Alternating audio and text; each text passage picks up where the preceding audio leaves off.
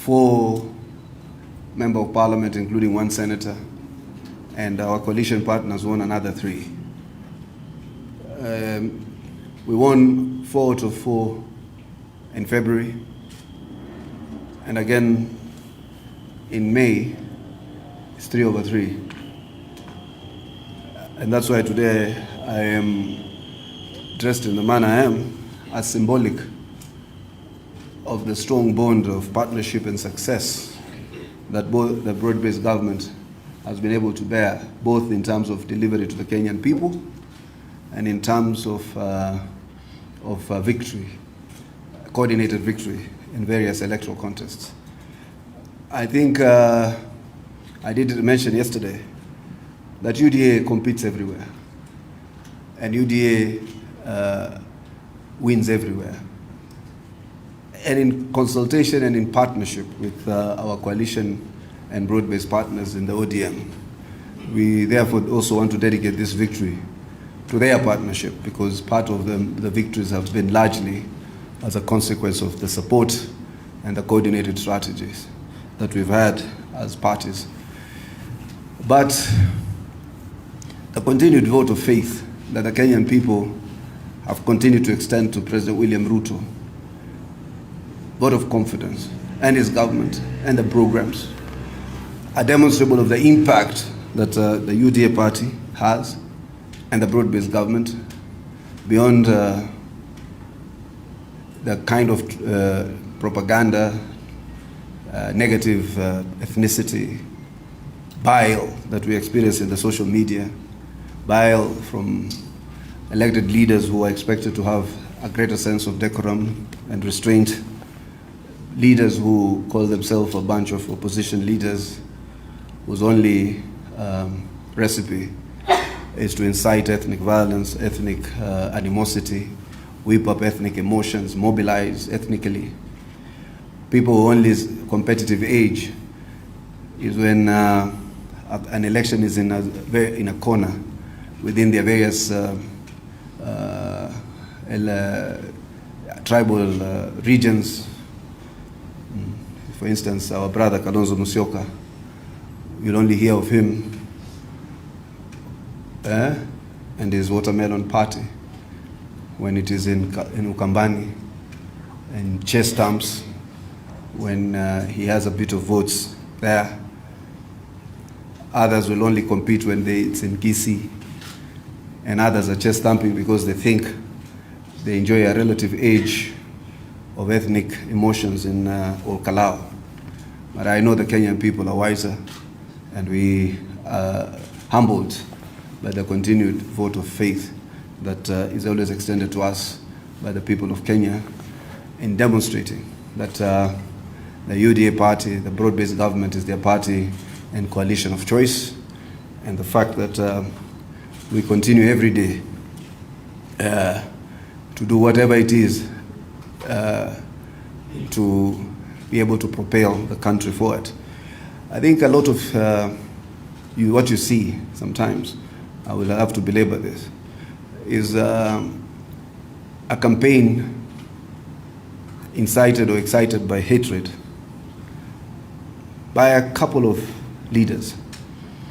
I was once, those of you who know me from my student leader days, I endeavor to that extent possible to keep those values of democratic socialism, state interventions to ensure that there is affordable health and good quality health, affordable housing, dignity, which is delivered by the Kenya Kwanza government. Rather than people congratulating William Ruto for this extraordinary feat, a revolution without firing a bullet, they continue to want to return us back to the status quo, as it were. But William Ruto has not only succeeded on the national front, President William Ruto has succeeded even in the international front. His convening power, his authority globally, repositioning Kenyans, including Monica Juma, who probably is one of the highest ranking Kenyans in an international organization or international systems. The convening power of of mobilizing 35 heads of states from all over Africa to come and discuss this destiny of Africa. The cutting edge ideas about using our African capital for African development. Rather than being congratulated for that, I had people calling him all manners of names. You know, I gave you my little background. My little knowledge in Pan-African transformation would hardly locate either Uhuru Kenyatta or his father as in any iota or measure as liberators or Pan-Africanists. So mtu leo anakuambia sijui William Ruto is a puppet, as if the Kenyattas were ever revolutionaries. Then there's no revolutionary who comes to power and takes over half of the country for the benefit of a few, and leaving out sons and daughters of freedom fighters and generations to come in squalor. That's the kind of political and social architecture we have been reorganizing at great commitment and great courage. Or to think that 35 African leaders will just stoop here because somebody is a puppet is showing that rigiji bag of deceit and foolishness bites a lot of people in equal measure, and has turned a lot of us to thinking like him. A relic of colonial legacy was a DC, an auxiliary of hatred. So these are the kind of things that today we come with great courage, because of the great confidence the people of Kenya have extended to the UDA party, to tell you that we will soldier on. We believe the Okalau, by God's grace, will be the last by-election we have to have by losing one of our own. The next election will be the general elections of 2027. And I am confident that we will replace the emotions with performance, the ethnic mobilization with a program and agenda, and we will go back to the people of Kenya to account for every measure of commitment we made and the extent of delivery and strides that have been undertaken. And therefore, I am extremely, extremely energized. I have had a practice to address the media after every by-election, and that's why I postponed my travel to Naivasha this morning, so that I can also have an interactive session with you. You can ask questions about any place that you want, Emurodikir, any matter that you need further clarification, including contemporary matters. And we as a party are humbled and grateful to the people of Kenya. By the way, a significant number of young people have been showing interest in reporting to polling centers and going to vote. Yesterday, more particularly, we were very keen to see the turnout by young people. It is a statement that young people cannot choose an option that opposition that has a watermelon, a retired disgraced DO, or somebody who was dumping Kenyans in Rivayala can be by any measure a replacement to a government that has demonstrably shown its ability to undertake and surmount all the challenges we've had to face time and again. Kwa hivyo, thank you to the people of Emurodikir. We are humbled by your strong gesture of support.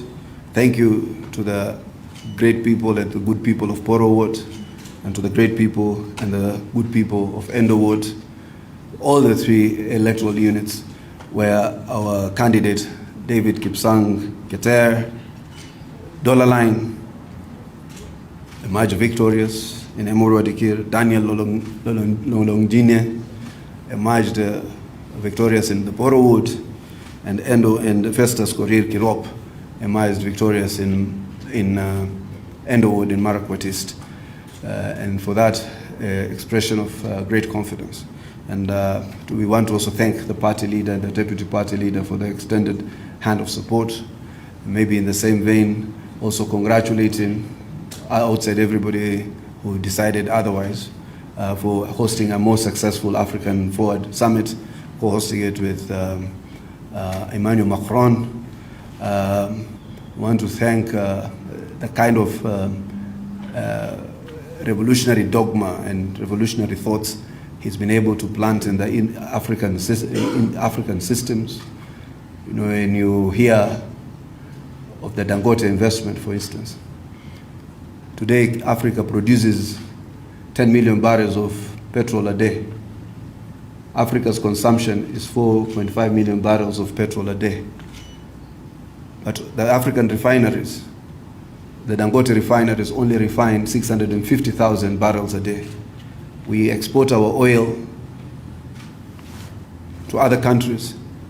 It is refined and brought back. So the idea that Dangote will be setting up his refinery somewhere in East Africa, be it Lamu, is to aggregate Africa's refining of our crude oil explorations is an extraordinary statement of Africa's commitment to a new phase of progress. And I think if we aggregate African capital, we join our markets, we deal with this separation so that we create a pool of common markets and common resources pulled together, then we are on the right track. Yeah. When we use our central bank reserves as capital for our own investment and our own development, I was told by David Ndii, African central banks hold an estimated, is it $45 billion in foreign reserves, yet goes to the IMF annually to ask for $2 billion. So we can capacitate our own African banks, African Development Bank, Afri-Exim Bank, Trade and Development Bank, and other banks and other financial institutions to literally liberate this African continent from manipulation of Western capital and exploitation of neo-imperial, neo-colonial forces or neo-imperialism. So I think that's the philosophy and ideology of our government, and I think Kenyans are reciprocal. Wajua wale watu wanapiga kura hii mashinani ni watu wadogo, na wengi siku moja mlinunukuu vibaya, wengi hawachukui maoni yenu ya Facebook. Msikasirike, ukakasirika sana. As the president says, if you are to rely on social media, you'll think the country is in chaos. I have seen investors coming here and wondering why we are wasting a gem of a country by simply hating on it because we hate the man in leadership. But I think the Kenyan public is extremely wise, and we will emerge victorious. Muta rationalize, sijui tulifanya vizuri, tulifanya hivi. Shauri yenu. Hii election haishindwi na kura milioni moja. Election inashindwa na kura moja. Wanasema 50 plus 1, not 1%. 50 plus 1.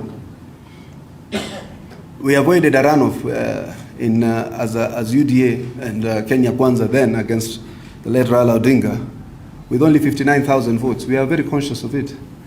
This is a nation of narrow margins. We won the elections with 231,000 votes. Saweka hapo ukijidanganya sijui imeenda hivi tutajaribu. We are highly organized. We are extremely prepared, and I think our agenda speaks for itself. So I think I wanted to entertain a couple of questions today so that we have one or two interactions before I can call. Yes, I can see you. From? Global news.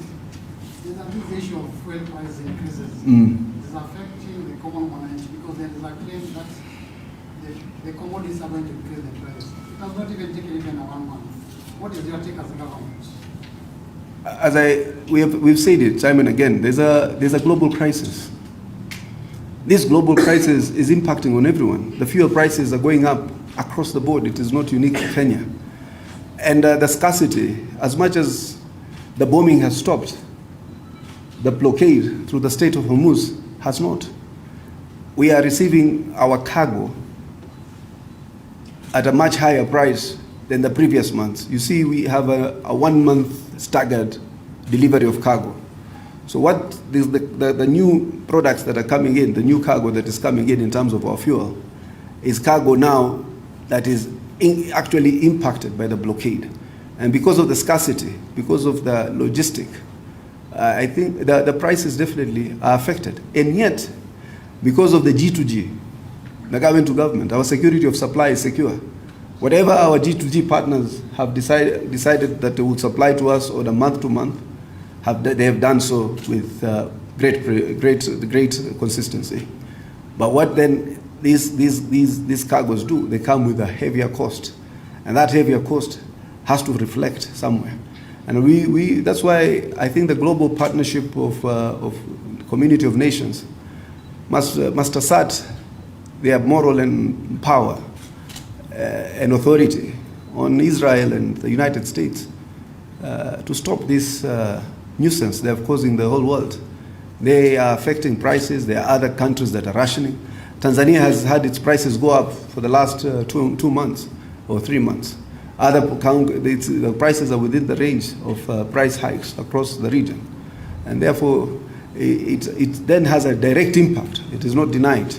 But then this was done also at great cost. There were subsidies of, I think, 20 billion shillings that was given to ensure that we are able to moderate the price hikes. There's been tax reduction.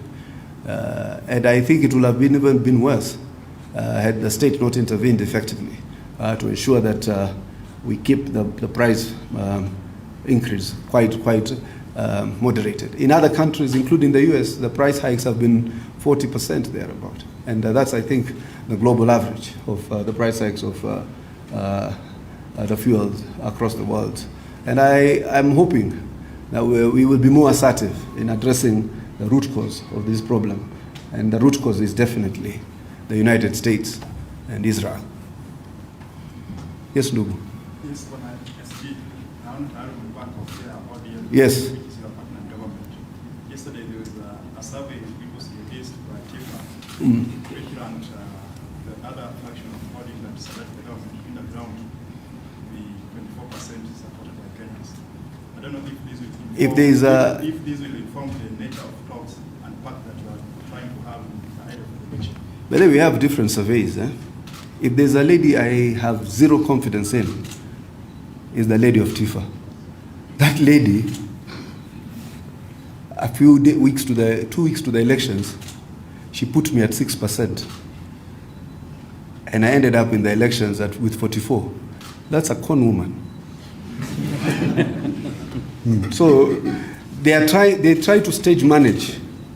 But Sisi, we have our data. And if I told you what our data says, there's a comfortable lead into the second term. Kalonzo doesn't scare us. Matiang'i doesn't scare us. In fact, Rigiji doesn't even scare himself. The Kenyan, but whenever you poll effectively the national scene, Kenyans think very poorly of Rigiji's leadership. Just do your own poll. You know, Kenyans are tired of a man who vomits venom from dawn to dusk. He sees no evil, he has no evil. He is just lethargic. You know, a conference is going on in this country. He calls Macron, he calls a press conference. Because, you see, when you have wasted an opportunity to elevate yourself, Rigiji looks at the TV and sees Kindiki standing in his place.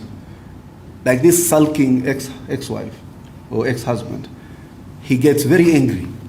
And that's why what it informs Rigiji's unparalleled sense of anger and spite. So I think we've gotten used to him. I wish well those who think he can be their president. But I can tell you one thing, he will never be Kenya's president. Never. Not when we're around. Ever. mumsikize, awadanganye, mupige mastori na yeye, labda hapo nyinyi na mtaa yenu na eneo fulani mtampigia, lakini hii nchi ya Kenya Kenya bwana sio wale wa 1963 ati sijui wewe ulizaliwa na Maumau. Kila mtu ni mtoto ya Maumau kwa ajili ya changamoto za maisha. Wewe umetuhara sisi. Serikali, successive governments have marginalized us, have killed us, have abducted us, have done everything. You think we are not Maumau in our own ways, waiting for you? Wewe bwana, usijaribu. So I think we are fine. So huyo mama is the worst in terms of if there's a con scam, because we also have our data. But they wouldn't be standing here. Just go and do your own arithmetics. How do you poll me at 6% 2 weeks to the elections and I finish with 44? Kwani Mungu ulikuja na ile, ukishaona ile 10 commandments, kuna mawingu yana form, alafu Mungu anaongea, alafu watu wakaenda akapiga. You have to work hard and God to bless you, but I have zero. I am not excited when they say we are in the lead. I'm not excited when they say we are not. We do our work and we focus on the end goal. And I can tell you, the opposition will need something miraculous to be able to beat this broad-based government. Yes. Yeah.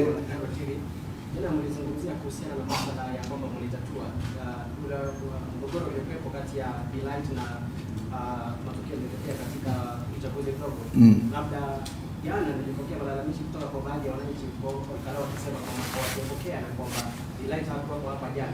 Labda swala hilo utalizungumzia vipi na ni masuala yapi ambayo mnaangazia kuhakikisha kwamba mimi ninavyojua wewe kuna taarifa yako na mimi niko na yangu. Sasa sijui ipi ni ya urongo.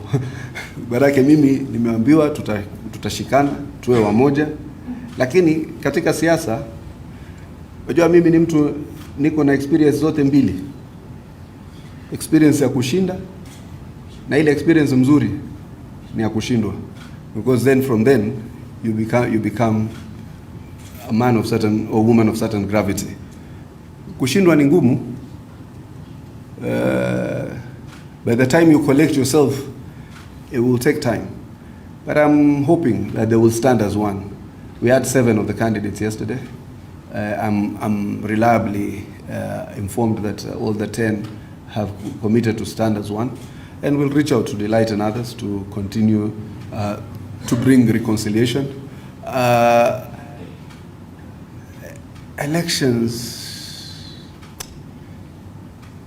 is not the only measure of leadership. Kama ingekuwa elections peke yake is the only measure of leadership, watu kama kina Rigiji wasingekuwa katika uchaguzi au wasingekuwa viongozi. But election is not the only measure of leadership. There are other factors. So mimi sikuchaguliwa Mombasa, lakini nikajaribu nikafanywa mbunge. Are you aware I'm also a member of parliament of the East African Legislative Assembly? Naenda huko natafuta mambo ya common markets.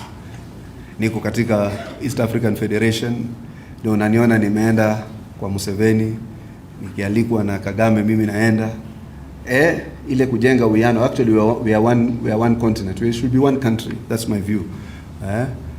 Alafu mara siku moja nikaambiwa pia nije nijaribu kustia hii chama chaitwa UDA. Nikijievaluate, I think I've done fairly well to just bring stability, to create a home for people who come in here and try to demonstrate ambition, to bring a sense of fairness in the party. Mimi sijaomba mtu pesa, sijaambia mtu anipe pesa kumsaidia kwa uongo. So I'm just trying to bring some kind of credibility. So it's not the only thing. So hata wengine unaweza kujimanuva na ukapata uongozi wa aina nyingine. All of you here are leaders in your own right. Through that camera, all of you are seeing a different storyline. That's leadership in your own right, because kuna mmoja atasema, ataongea juu ya Rigiji, kuna mwingine ataongea juu ya Delight, kuna mwingine ataongea juu ya mafuta. Everybody is a leader in his own right. So na kama hujachaguliwa, we give you an opportunity to come and be part of the grand vision and the bigger picture, and genuinely, to be genuine at my level, the level of the chair, at the level of the deputy party leader and the party leader, and even at the chairman of the electoral board. I am certain we do not go in to disenfranchise anyone. Our elections are free, fair, transparent, and verifiable. And it is election when the margin is narrow. Mimi nakumbuka nilipoambiwa margin yangu na yule amenishinda ni ndogo, nikaanza kutafuta kulikuwa na ulaghai yote, labda waniongeza kura, alafu kuna kuja wale wenzako wale wanataka kukuweka hamu. Bro, mimi nimeona zikijazwa bana na mkono wangu. Wallahi billahi. Ambia bwana kuniambia, mimi najaribu wakanituambia, ujue hapo umedanganywa. So unaendelea na nyingine. So watu yako wanakuja wanakuambia mambo mingi sana. But sometimes unasema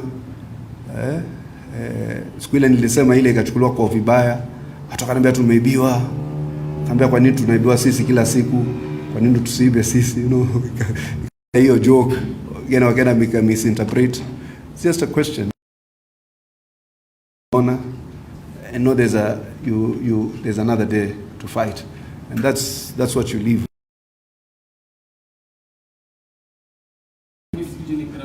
Independent journalist. I would like to ask concerning the concluded by-election which was done yesterday. We saw UDA performed excellently in the conclusion. But what are you doing in order to maintain that position? Because you did you trumped the other parties. You know, when on top, it's easier to go down than rather than staying on top. And the party, what are you doing in your measures in order to maintain that position at the most formidable party in Kenya? I can tell you that's a very accurate statement. When you're at the top, it's easier to go down. A lot of Arsenal supporters know that. Kwamba Arsenal mara nyingi sana inakuwa hapo ikishuka. Lakini safari naona kama umebakia. Umeponea. Lakini tuko Budapest. Sisi tuko na PSG. Sasa ama unauliza kwa ajili ya Arsenal. So that's in a light touch. You know, Kenyans like Premier League. It doesn't mean we are agents of neo-colonialism. Actually, in all these Premier League clubs, it gives a lot of livelihood to our young Africans. Hata kama anaitwa French, lakini ni Mwafrika tu. Ukimwangalia yule jamaa wa Arsenal, yule Saka. Si Saka. Yeah? So, ni vijana yetu tu wa watu. Yeah, these are just our young men. Me, I celebrate all of them. That's why when that fumbling goalkeeper Manu, Onana, I used to very sympathize with him. I was like, this young African brother, si asevu kidogo. But I never used to ridicule him. But these are young guys. Ukiona mtu anashinda Usain Bolt, si sisi tu. Na hizo wakaitwa Hussein something else, Hussein Karanja. Anakaa hivyo.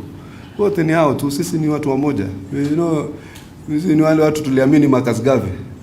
We will one day come together in this Africa. I hope you guys will try, younger people, to ensure that there is a reunification. Mtu akishinda si ni watoto wetu tu. They are just our young men and women. We just need to celebrate them. Sinania Mbappe sijui anaenda kwao kule kwa kijiji. Si anapeleka vitu, sijui nasikia sijui nani anajenga nini, yule Sadio Mane. Ni vijana wetu tu hawa. These are just our young people. Must celebrate them. With me, I support any African star, by the way. As long as you are doing well, mimi niko hapo na wewe. Hata kama unaitwa umevaa French flag. France iliposhinda World Cup. Ungekaona hiyo watu. Huyu anakaa Mluya, yule anakaa Mjaluo, yule anakaa Mkikuyu, yule anakaa, ni timu yetu. Yeah, they just exported us there at some point, wakatupa citizenship na tunawapatia results under their name, but at heart we are one people. So now at the critical question of how, you know, we are a highly organized party.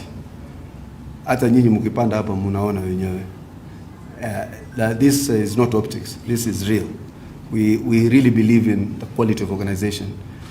You people have heard that we have been having grassroots elections for the last almost two years to try and institutionalize the party at the lowest level.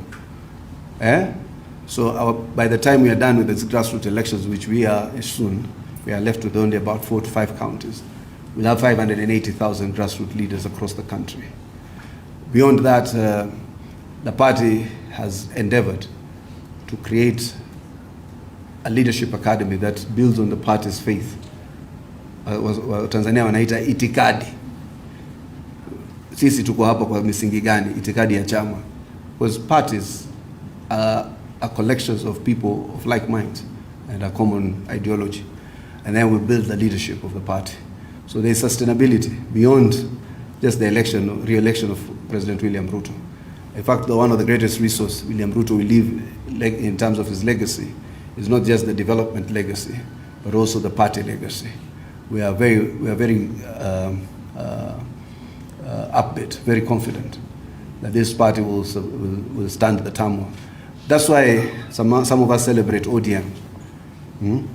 ODM is a party that has had 2 decades, long-lived, one of the longest living parties in Kenya. DP ilihama na Kibaki, PNU sijui ilihama na nani, Jubilee ndio hiyo imehama, sijui gani nyingine imehama, but he God willing it will be there. The wheelbarrow is a good symbol of our quest for dignity. So we will remain focused, we will remain strong. And then even in terms of these victories where they are humbling. We sit in our little spaces and say, kumbe we are certain. Wametu embrace, wametusaidia, lead, not to show arrogance. And that's why those of us here are very firm about any arrogance, abuse of power. We believe in a system that is fair. Na lakini ya muhimu, this is a revolution, ndugu yangu. That transformation word you see there is actually a substitute for revolution. Hii kitu imepindua wale waliokuwa watukufu. Hospitali moja na wale walikuwa wakiwa because SHA imeattempt kuwalipia healthcare. Katika majumba mabaya tumechukua kodi yao kidogo. Hata Mungu anasema if you have more you give more. Ni dini. Wajua democracy is based on Judeo-Christian values. Ama mjui hivyo? That's the social foundations of the Bill of Rights. Sadaka, kodi, ili usaidie wale less fortunate in society. Sasa sisi tukikumenya kidogo ili wenzako waishi katika hali ya heshima, wewe unapiga kelele. Na hiyo Mungu ndo alisema, katiba ikaunga mkono. Katiba inasema you can address policies, laws of Article 43 of the Constitution. What is Article 43? Housing, water, healthcare, education. Imesema wale wenye kingi walipe kingi, wale hawana kitu wasilipe kitu, because kama una kitu utalipa nini? Lakini sasa wako 60 years they've done nothing. So as we've decided to try something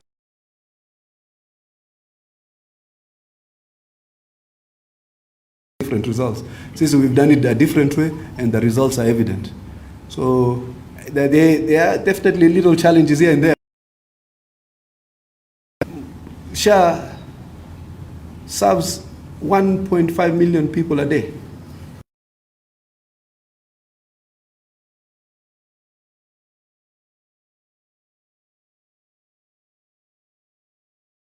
$1.5 million people. Standard itatafuta mtu mmoja alikwenda SMS ikawa na delay kidogo ya approval. Watapiga mayowe kama babake alifanya kitu ya maana vile.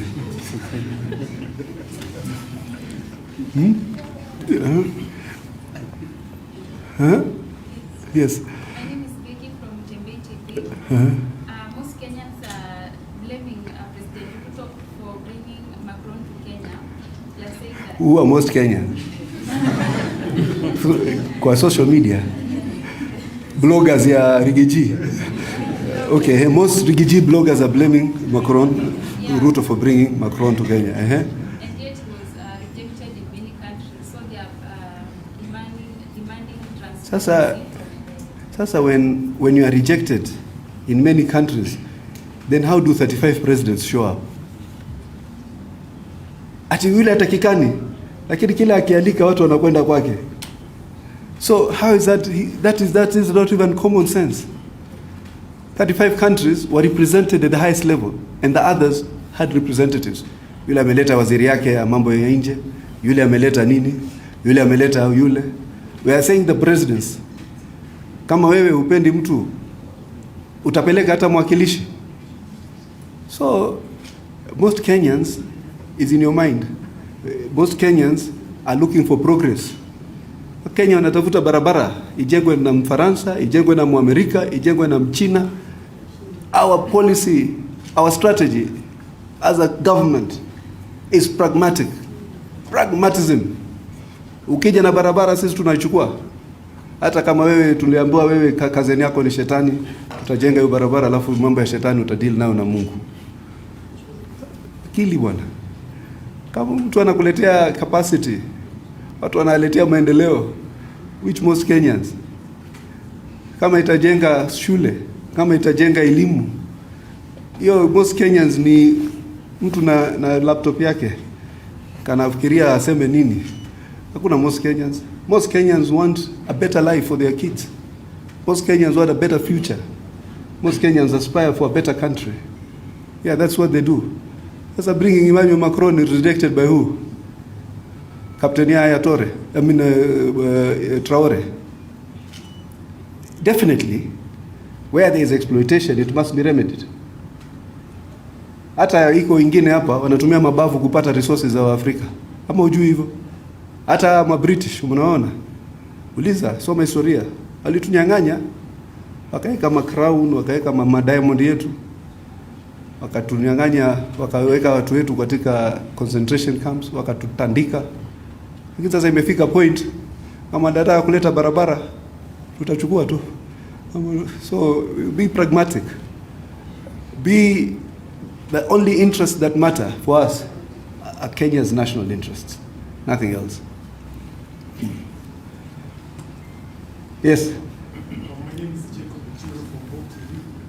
The Committee on Implementation of the 10-point agenda was given a 60-day extension in March, and the extension expired earlier this week. So what next for some of the agendas? I think their report is ready. They have visited various countries, including South Africa. They are yet to do a report that is that now firms up the overall recommendation in terms of moving forward. So I'll wait for their report. Some of their members had met some of us for a briefing. You know, it's a bipartisan process between two parties. Unajua Kalonzo anasema yeye support. No, we don't want him to support. It is between ODM and Kenya Kwanza. Na yeye hayumo hapo. Unaona? So we will see how to now implement the recommendations once they are submitted to the two party leaders, youth leader Power and President William Ruto. Then we see how to advance those commitments. But the coalition, despite sometimes having small areas of divergence, our coalition UDA, ODM is strong. Yeah. Kuna moja pia nilikuwa nasema nataka niwaeleze. Niliona jana. Wajua nyinyi be a bit more research oriented. Wajua kitu moja siku hizi research yako yote iko kwa hii kakitu hii. Google, AI. Zamani mimi I used to line up pale Kenya National Library and Kenya National Archives. Ukija kwangu kwa nyumba nitakupatia photocopy za kina Dedan Kimathi papers. Najua mimi I never research about Muigai Kenyatta. I want to write a book before my time expires on this earth. Niwaeleze ile kitu alitufanyia. Kina Dedan Kimathi, badala kupatia yeye monument kubwa, tunapatia yeye kitu kama kanakaa kama nini pale Kimathi Avenue. My daughter asked me, who is this? I said, that's Dedan Kimathi. Why can't that doesn't look like him? So anyway, we will honor. So one day, so be centered on research. Emurwa Dikir, just to those who are naysayers, Emurwa Dikir, even with a flamboyant, maverick politician like Johanna Ngeno, the margins of victory in Emurwa Dikir were always in the region of 3,000 to 4,000. In fact, the last election I think was won by just a paltry 2,000 to 3,000. It is a very close election, usually in Emurwa Dikir. Yesterday's election, even on the strength of the turnout, registered the highest margin of victory since Emurwa Dikir became a constituency. Sasa lakini shida, kama nyinyi ni cult ya Rigiji, research is not your fallback. That was the biggest margin of victory ever. Even Johanna Ngeno, may his soul rest in peace, would win with narrow margins. Emurwa Dikir is a unique constituency. Yeah, it is not one of those constituencies where margins of victory are that huge. But this time, the margin was decisive. And that's why I came here smiling, thanking the people of Emurwa Dikir for such an extraordinary show of commitment to preserve the UDA and the broad-based government. And I am sure we'll be reaching out to Emurwa Dikir often with fulfillment of the work that Johanna Ngeno has through Keter Dollar Line to ensure that we actually deliver for the people of Emurwa Dikir. We have great respect and admiration.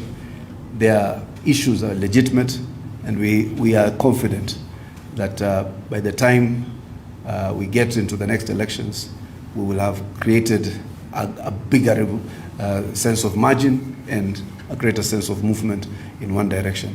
So I also wanted to clarify that, because I saw the guy said when he comes back from London, you know, the guy writes statements. Ukitaka kujua mtu ambaye ako na akili ya malkia, like a king, I have dispatched. Alafu wewe binadamu mzima huko na moja niliona juzi, niliona one of the bloggers wake alisema akishinda sisi tukishinda Emurwa Dikir atatoa gololi yake moja.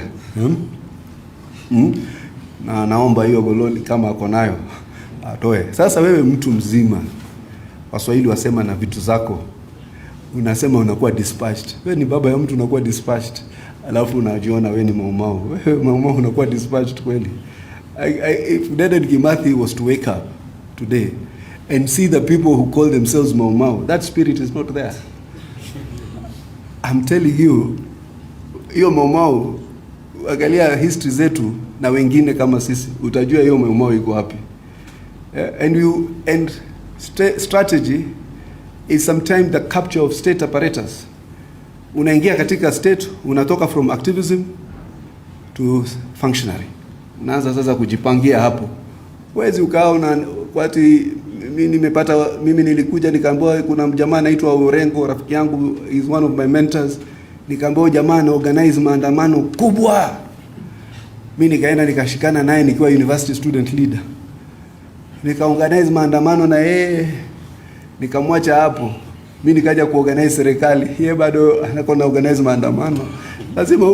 Lazima utoke kutoka nursery, uende primary, uende high school, uende university. Sasa majenzi, mimi I support young radical people. By the way, mi nikiona mtu radical, I really love them because it reminds me of when I was in my 20s. Lakini sasa mimi ni 50. Sasa wananiuliza, I used to like this guy when he was a student leader. Sasa unataka mimi nibakie student leader, alafu wewe utakuja kuwa lini student leader? Nikufe kama student leader? You have to transition. It's revolutionary strategy. Yeah, kila una capture hapa moja, you either have a revolution or you have an evolution. You transform gradually. Sasa wewe unakaa umeorganize maandamano. That's why you sympathize with what kina Kaluma and others are saying. Kina Gladys Wanga, kina kama hata wao wamechoka hii maandamano, kama kuna mtu mwingine anaweza kuwasaidia, hawana shida, lakini wao wanataka kuwa wapi? Serikali. Na serikali inaleta barabara, kwani sisi tunatafuta nini? Tunatafuta heshima, tunatafuta maendeleo, tunatafuta ajira, tunatafuta hizo. That's what you have state for. And it is being delivered. Sasa mimi mtu anasema tunataka urudi maandamano. I appreciate Orengo akiwa anawatuta watu ambao we were where some of these people are 20 years ago.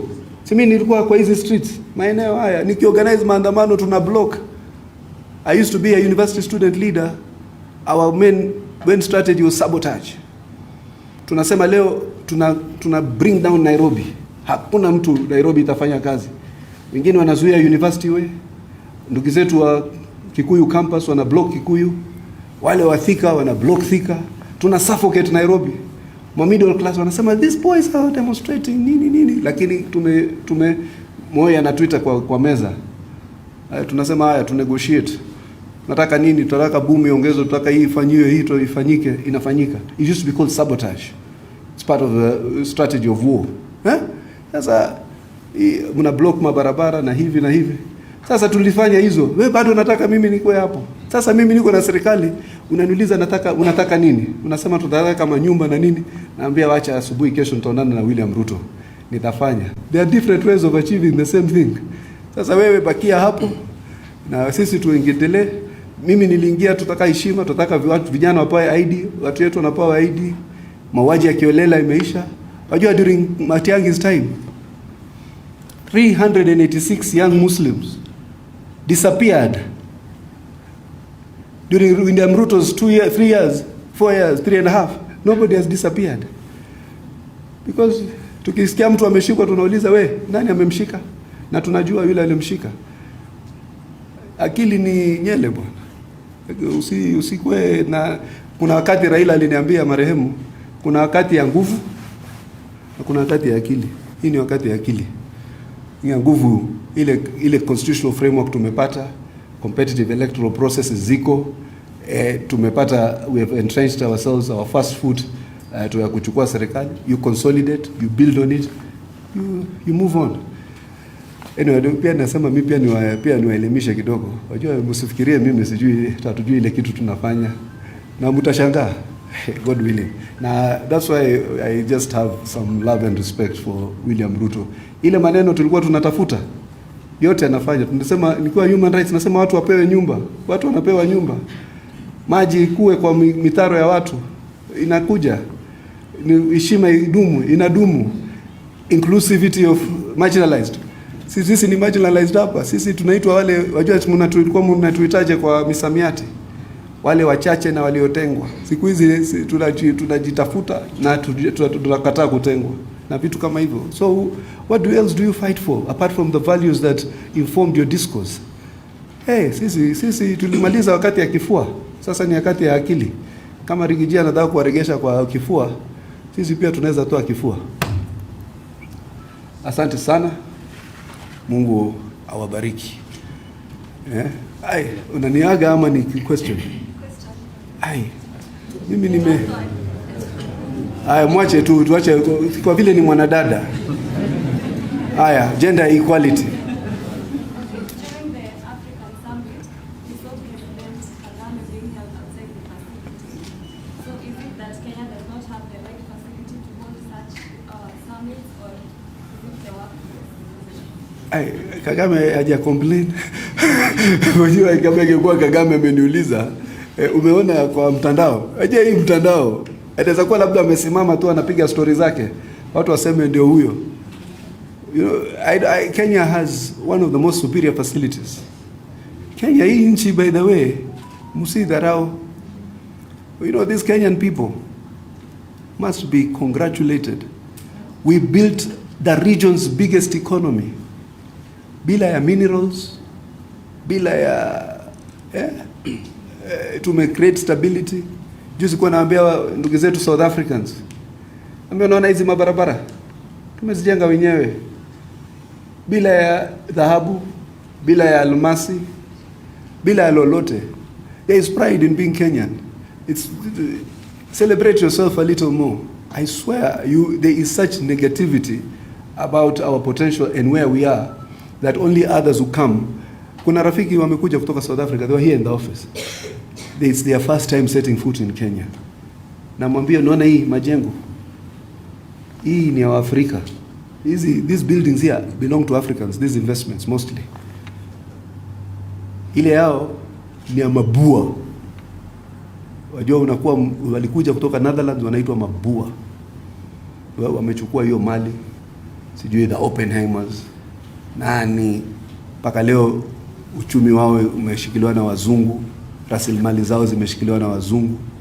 So sisi hapa tumejikakamua, hatujafika, lakini Singapore is in sight. God willing. Asante sana.